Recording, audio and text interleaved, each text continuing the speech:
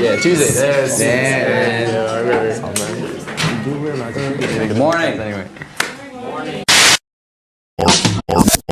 Art 101 with Mr. Burgher.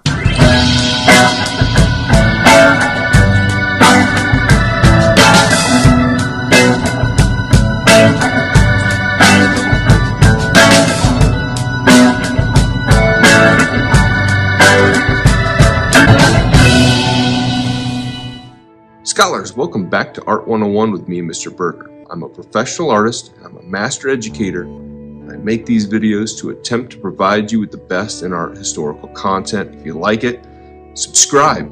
There's no cost, there's no fee, there's no anything. It's all free for the taking, so feel free to take it. Thanks. You don't want to be the one guy not in the van. Now, in the past, we've touched on an artist by the name of Christo. Couple videos with content on him, and today we're going to look at his specific work of his called Surrounded Islands that he created out in Miami back in the 80s. So let's jump in and take a look at that. In 1983, Christo would create his installation known as the Surrounded Islands.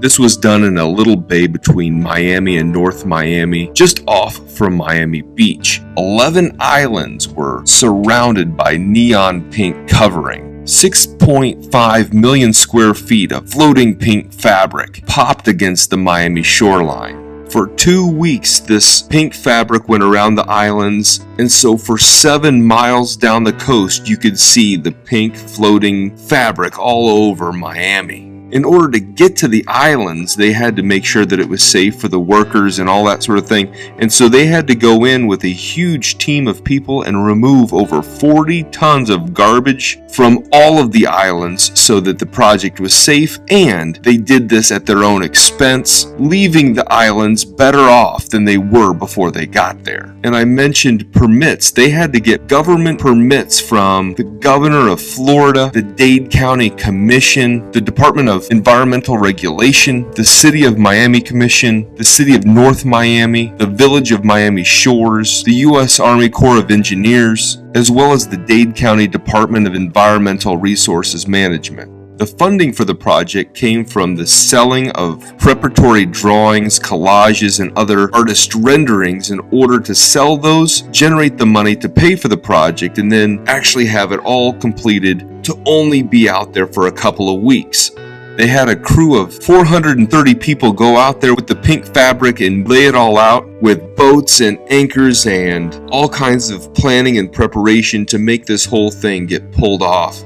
When the project is removed, we collected all the components of the project, archives, material, photographs, film, and each of our big project have exhibition like that. Man, I love that story.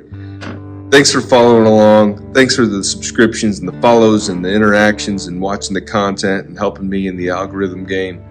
And we'll see you next time. You have a good day.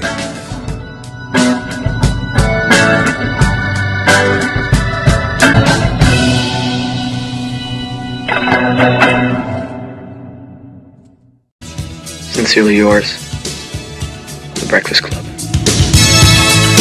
Don't you